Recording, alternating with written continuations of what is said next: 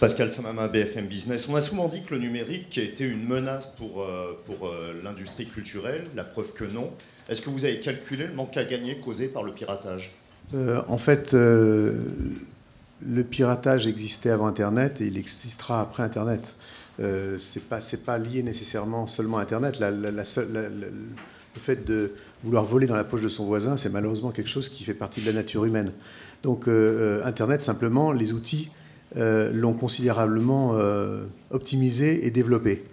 Le problème n'est pas seulement celui de la piraterie, c'est surtout le fait de l'évolution et la révolution numérique fait qu'on a instillé dans l'esprit de la société civile le fait que le contenu culturel devrait être comme l'air qu'on respire, c'est-à-dire finalement gratuit.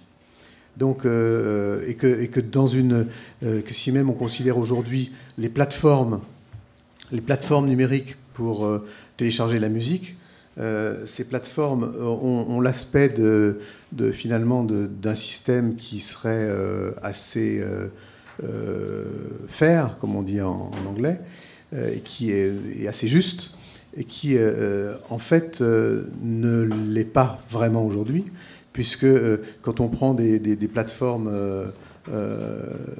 qui sont évaluées aujourd'hui aux cotés à la bourse pour plusieurs milliards de dollars et que la plupart des artistes reçoivent de quoi se payer une pizza sans anchois à la fin de l'année, je veux dire qu'il y a quelque chose qu'on voit bien qui doit être absolument ajusté.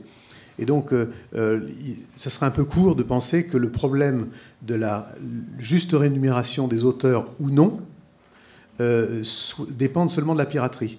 C'est tout à fait autre chose. Aujourd'hui, on a un problème qui est beaucoup plus important à régler et urgent à régler. C'est comment rééquilibrer, comment inventer un modèle économique juste pour les créateurs par rapport à des systèmes de distribution qui voudraient même devenir des systèmes de production et être en ligne directe avec les créateurs. Et au fond, pour qu'au fond, GAFA puisse à terme acheter de la création comme on achète des pots de yaourt.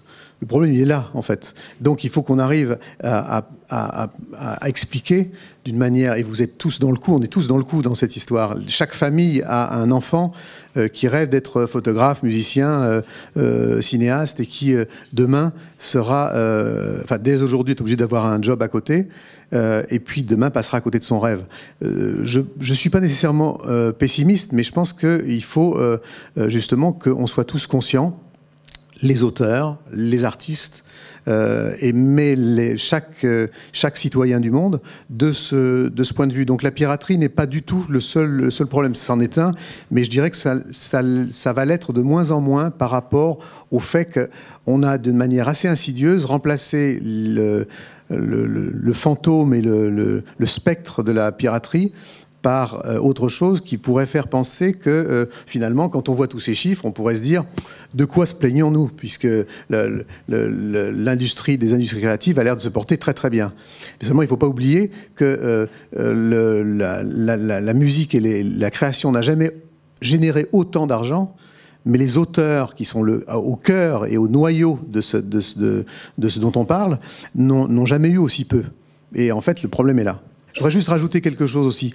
Ce problème-là n'est pas un problème qui voudrait dire que les auteurs prêchent pour leur paroisse. Comme je l'ai dit, deux choses brièvement. La première, c'est que tout le monde est concerné, puisque, comme je le disais, dans chaque famille, on a des gens autour de nous qui rêvent d'être créateurs. Et l'autre chose aussi qui est extrêmement importante, c'est la relation qu'il y a, directe relation entre la rémunération juste et équitable de la création vis-à-vis des pays émergents et par rapport au Sud. C'est-à-dire qu'aujourd'hui, on se rend compte que petit à petit, si on continue à affaiblir finalement les moyens de s'exprimer dans un tas de pays émergents, c'est à chaque fois l'identité de ces pays qu'on affaiblit, c'est à chaque fois aussi leur patrimoine culturel à venir qu'on affaiblit, la mémoire d'une société qu'on va affaiblir et qu'on va à terme même faire disparaître. C'est la raison pour laquelle je suis très heureux qu'on puisse avoir cette discussion ici dans les murs de l'UNESCO, puisque l'organisation de l'UNESCO se bat quotidiennement justement pour essayer de réduire le déséquilibre entre le Nord et le Sud. Merci beaucoup. Donc, mon nom est Paola Antolini, je suis une journaliste et aussi j'ai démarré ma carrière ici à l'UNESCO. Donc, en effet, ça me semble très bien. Je voulais savoir comment est-ce que vous avez récolté ces données et aussi signaler qu'en effet, ce que vous nous montrez et ce que dit aussi Jean-Michel, c'est valable également, à mon avis, pour les producteurs, pour les cultivateurs, pour les agriculteurs. C'est une exploitation générale. Nous voyons que les 5%, c'est pour cela que le rapport est magnifique. Hein. C'est comme pour l'univers. Nous voyons que 5% de tout l'univers. Et c'est un univers qui est magnifique. Je pense que la question est d'ordre général, si vous êtes d'accord. Ce que Jean-Michel vient de dire, elle est également valable pour tous les producteurs de biens. Donc, on a le même problème avec les grands vampires des marchés et supermarchés. Les producteurs ne touchent rien, soit que ce soit de la musique, soit que ce soit de l'art, soit que ce soit des fleurs ou d'autres biens, des fromages, mais il y a donc une grosse vampirisation qui est globalisante. Par exemple, Nestlé, on voit qu'elle distribue et produit de l'eau partout, même si on avait lancé une sorte de menace. Je reviens de Thaïlande où on voit que Nestlé était dénoncé pour situation d'esclavage total. On en a beaucoup, mais parfois, même l'eau que nous buvons continue à être comme ça. Quelles sont des solutions aussi pragmatiques que vous proposez? Merci. Je n'ai pas de solution à proposer directement, je n'aurais pas cette prétention, mais je voudrais juste répondre sur un point avant de passer la parole à Marc, qui pourra répondre plus précisément que moi. Je suis complètement d'accord et merci de faire ce commentaire sur le fait que c'est quelque chose qu'on peut étendre bien au-delà de la culture à tous les producteurs de biens, comme vous venez de le dire. La seule chose qu'il y a, c'est qu'il ne faut pas mélanger quand même la culture et l'agriculture. Aujourd'hui, on peut évaluer le prix d'une motte de beurre ou d'un kilo de pommes de terre. C'est très très difficile aujourd'hui pour un artiste d'évaluer sa propre création. Et on le sait, le prix d'un article, le prix d'une partition de musique, le prix d'une création quelle qu'elle soit, elle est déjà très difficile à évaluer pour l'auteur. Parce que déjà, l'auteur, c'est pas exactement, il a un rapport ambigu. Il y a eu toujours une ambiguïté entre le monde de la création et le monde de l'argent et l'économie. Donc c'est quelque chose qui est encore plus fragile dans le cas de la culture. Mais vous avez tout à fait raison de pointer du doigt le fait que c'est quelque chose qu'on a à résoudre au XXIe siècle. C'est un des grands problèmes que nous avons à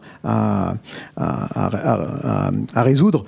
Mais je voudrais dire quand même que la propriété intellectuelle, pour moi, de manière générale, et pour chacun, devrait être approchée exactement comme on a approché l'écologie. C'est-à-dire qu'au XXIe, il y a la COP21 qui se passe aujourd'hui. Moi, quand j'ai commencé ma carrière avec un album comme Oxygène, par exemple, on n'était pas tant que ça à se préoccuper de l'environnement et de l'écologie. On était déjà considérés comme une sorte de néo-hippie. On n'était pas vraiment reconnus ni par les uns ni par les autres. Aujourd'hui, on s'aperçoit que la société civile y attache beaucoup plus d'importance, donc les politiques y attachent aussi de l'importance, quelle que soit leur motivation. Et donc, le problème qui se pose, c'est qu'aujourd'hui, on doit absolument faire de la propriété intellectuelle le même combat que celui de l'écologie. C'est aussi important pour les générations futures. Et je laisse passer la parole à Marc. Je vais très, très court, parce que vous retrouverez encore une fois tout dans le document. Comment est-ce qu'on a fait pour fabriquer cette étude? Je dis bien fabriquer parce qu'il a fallu aussi la créer. Hein. C'est une entreprise absolument audacieuse et ambitieuse. Donc ça a d'abord été fait et rendu possible par toutes les équipes de la CISAC qui sont réparties et actives dans tous les pays du monde et qui nous ont apporté leurs contacts, leurs informations, leurs données qu'on a recroisées, vérifiées. Alors certaines étaient très auto-promotionnelles et Gadi et son équipe le savent. Donc on a mis un filtre EY, un filtre de l'analyse économique. Et à la fin, on a surtout interviewé localement 150 personnes qui nous semblaient très représentatives de tous les points de vue et de toutes les sources d'informations qui sont nécessaires pour construire ce type d'études d'impact économique. Voilà, on a essayé d'être très discipliné sur ce qu'on fait dans la chimie, dans l'automobile, dans le sport et dans d'autres secteurs. C'est pour ça qu'EY a été retenu, parce qu'on le fait dans d'autres secteurs et qu'on le fait avec un regard, j'espère, neutre, mais neutre et positif. Voilà, c'est important de voir ça. J'en profite pour dire qu'un des autres moyens d'étude, ça a été aussi de ou plutôt une des autres disciplines de l'étude, ça a été de ne pas plonger dans tous les sujets. Donc je réponds aussi à votre question de manière trop maladroite, parce qu'il y a un nombre incroyable de sujets connexes et connectés, dont celui que vous rapportez.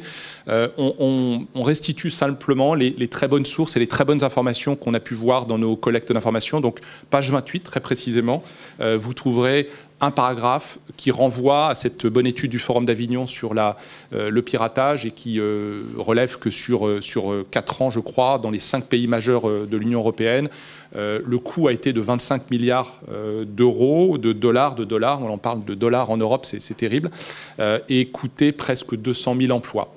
Donc il y a des études qui montrent l'impact très direct et très mesurable en fait du piratage, et qui en même temps, et je crois que c'est un peu notre débat alternatif, la valeur aussi apportée par les nouvelles plateformes, les nouveaux médias, les nouveaux moyens de créer, les nouvelles technologies, pour lesquelles j'étais précurseur il y a quelques années, mais qui aujourd'hui sont utilisées par tous, partout, j'insiste bien, partout dans le monde, y compris au Sud. C'est important de le savoir.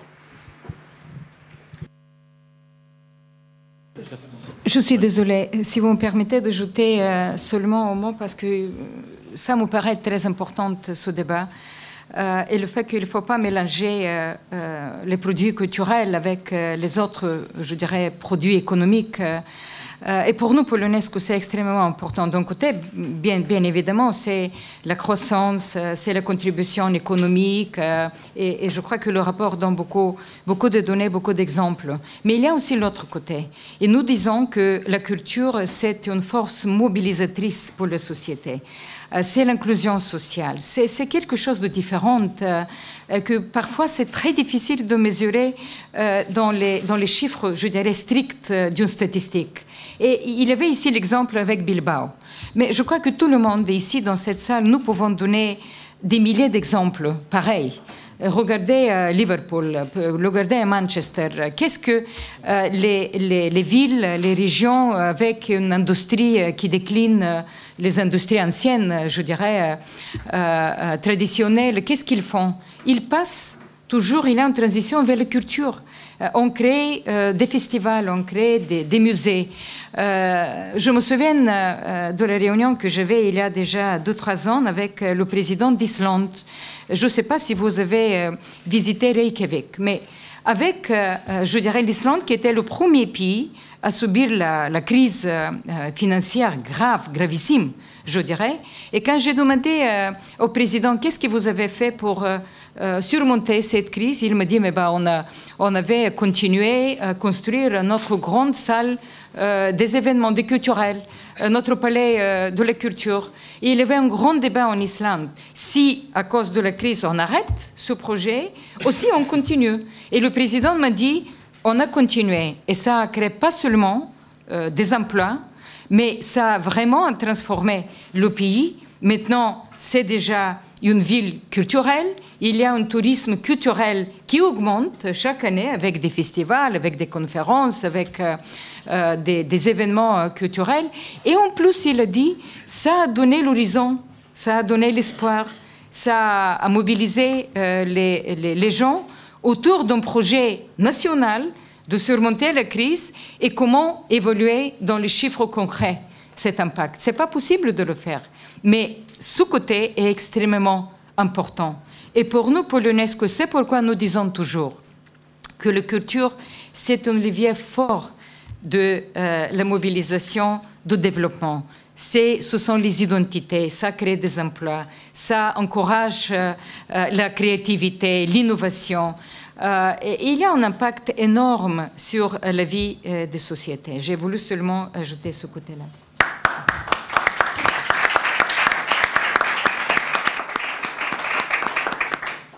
Thank you very much. Yes, please.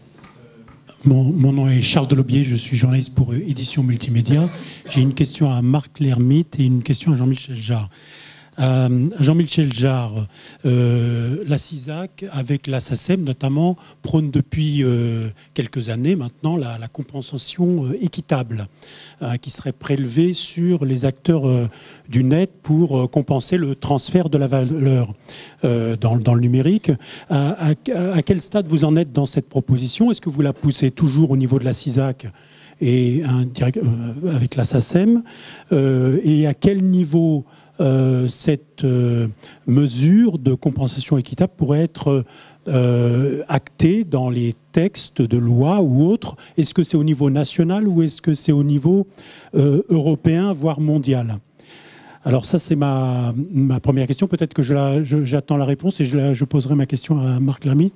Question à Marc, parce que c'est plutôt à Gadi de répondre à cette question, et il ne l'a pas complètement intégrée, je pense. Donc, posez-moi votre question pendant que alors, ma question sur le rapport, Marc Lermite, c'est on parle de sommes colossales, 2250 milliards de dollars, ça dépasse l'entendement.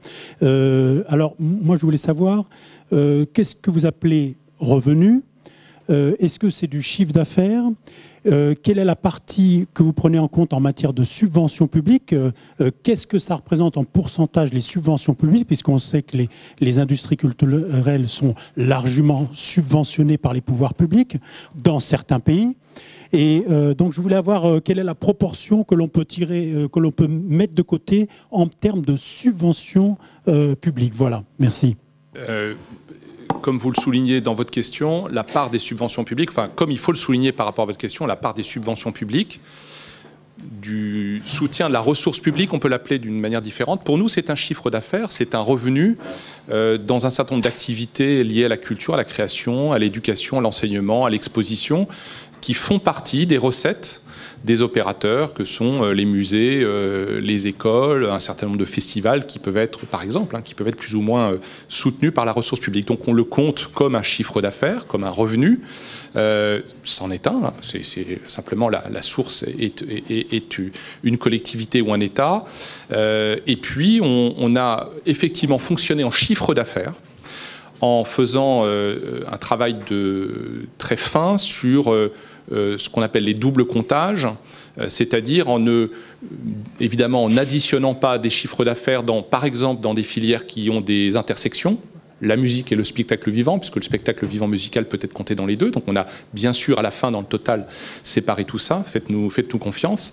Et puis évidemment les chiffres d'affaires de la sous-traitance et des prestataires techniques ont été comptés en tant que tels, mais ce qui nous semble évidemment, parce que c'est un marché B2B, et puis un marché B2C, qui est le marché de la recette en billetterie, et puis un B2P. En fait, pour répondre, je vais essayer de capturer ma réponse beaucoup plus rapidement. Il y a trois sources de revenus. Il y a le B2C, la recette de billetterie, pour faire court, qui peut être une billetterie électronique. La recette en B2B, ce sont des prestataires techniques qui vendent à des opérateurs, ou c'est par exemple la publicité qui vend à des annonceurs. Et puis il y a le B2P, qui est en partie très important dans un certain nombre de pays. Je vous renvoie pour ça, et pour que ce débat ne soit pas clos par ma réponse rapide, à l'étude que nous venons de publier avec nos amis de France Créative la semaine dernière sur le champ français, puisque là, évidemment, la part des subventions publiques en diminution, un peu moins de 20% du total en France, et ça va continuer à se réduire, parce que les collectivités territoriales n'abandonnent pas ce champ, mais ont des moyens très limités. Donc je vous renvoie à cette étude pour la part en France, et puis à l'étude que nous avons publiée l'année dernière au niveau européen, dans les 28 pays de l'Union, avec le GESAC, qui montre aussi la part de la recette publique, donc le B2P, dans cette économie générale. Donc on a regardé toutes les sources de revenus. Au niveau européen, je ne me souviens pas du nombre. Ce que je sais, c'est que dans certains pays comme la France, comme l'Italie, Renzi vient d'annoncer pas une sanctuarisation, mais une augmentation des moyens pour accorder à la culture. Donc on a des variations qui sont très fortes. Ça ne vous étonnera pas que ce soit moins fort au Royaume-Uni, mais je n'ai plus le chiffre en tête. On peut le retrouver avant la fin de la réunion, parce que les auteurs de cette excellente étude sont dans la salle. Donc je leur demanderai de faire un petit effort. Ils font un énorme effort, mais de faire un petit effort pour trouver l'info. I will add a few words, and then I will take advantage of the fact that we have a number of CEOs of societies in the room, and perhaps give the floor then to Jean-Noël Tronc, the CEO of SACEM, to say a few words. According to the figures that CISAC has, last year only 6.5%, 6.5% of all the royalties collected around the world came from the digital market. This is very low. This is not enough. If the future is in the digital market, then we need to address this issue and make sure that creators get fairly remunerated. And this is something that came up a number of times in the presentations this morning.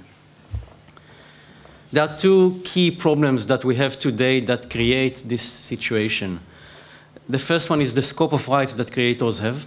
And the second one is the fact that in many countries we have laws, outdated laws, that overly protect certain service providers in a way which allows them to either not pay or underpay creators. They can get away with operating very successful businesses without remunerating fairly the creators or without remunerating them at all. This also creates a situation where we have unfair competition between those legal services that are willing to pay creators and play fairly and those that compete with them by offering more or less the same service but don't pay anything to the creators. This is an unfair competition that we as a community must address. And this all goes down to the issue of the transfer of value that came up a number of times here. We have a transfer of value today from those who create enormous profits on the backs of using and exploiting creative works, and those who create all of these creative works that get very little from the huge profits that are made in the digital market today. So this was my general introduction or an overview of the issues that we are facing and we are working on at CSAC, and together with our 230 societies that operate in 120 countries. And perhaps I will give the floor to one of these societies. Jean-Noël, would you like to make a quick comment on that? Merci Gadi.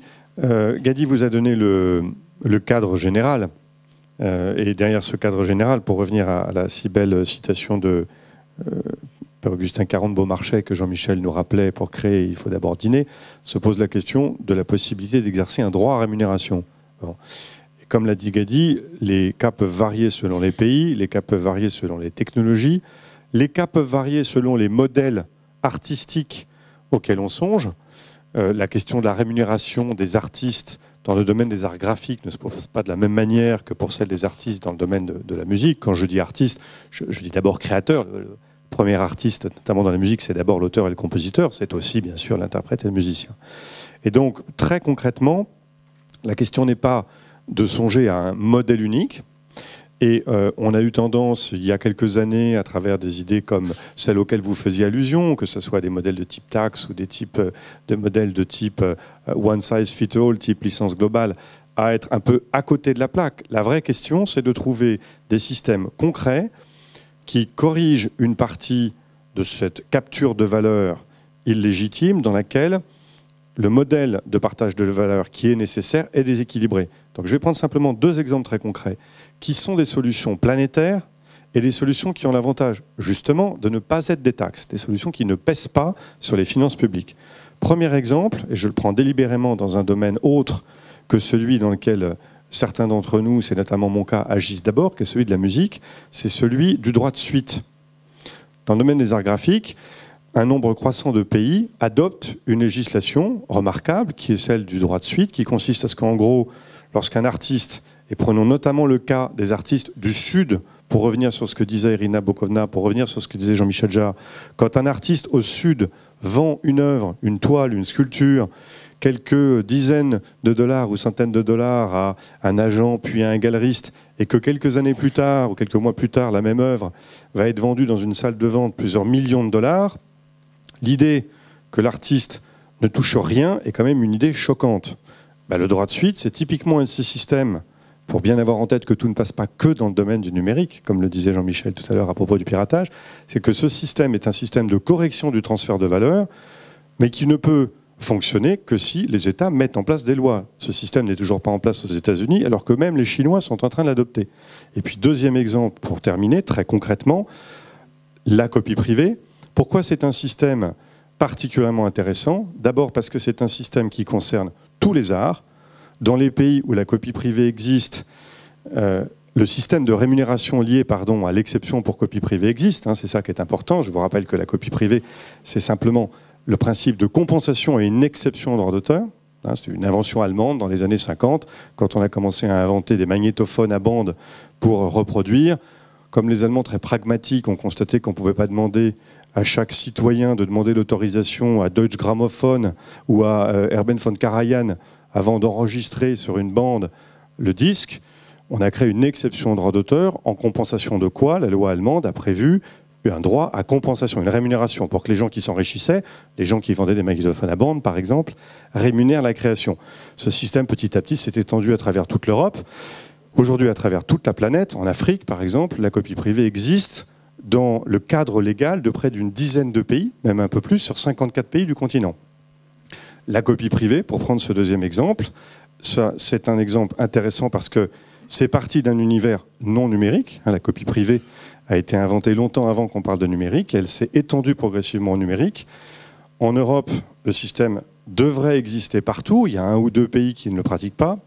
Mais fondamentalement, et pour terminer de répondre à votre question, Charles, ce qui est intéressant dans le cadre de la copie privée, c'est qu'on voit que c'est un système qui pourrait être planétaire, qui ne passe pas sur le contribuable, qui concerne tous les genres d'art, qui peut être mis en œuvre dans tous les pays du monde, mais où on a le même problème que celui que Jean-Michel dénonçait.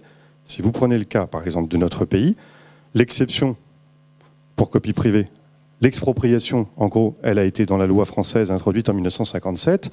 Il a fallu attendre 1985 pour que la loi française prévoie une compensation. Donc il a fallu attendre 28 ans. De la même manière que la directive commerce électronique en Europe a créé une forme d'exception à un principe qui serait un droit à rémunération, pourtant reconnu dans une directive plus récente, celle de 2001, sur les droits d'auteur et les droits voisins. Et bien, ça fait maintenant 15 ans qu'on attend qu'il y ait une correction à ce cadre dans lequel, sans parler formellement d'exception dans la directive commerce électronique, la disposition du Safe Harbor crée une impossibilité pour les ayants droit et donc pour les auteurs à obtenir une rémunération. Voilà pour répondre de manière peut-être un peu détaillée à travers des exemples concrets à votre question qui est évidemment totalement stratégique parce qu'elle est planétaire. Thank you.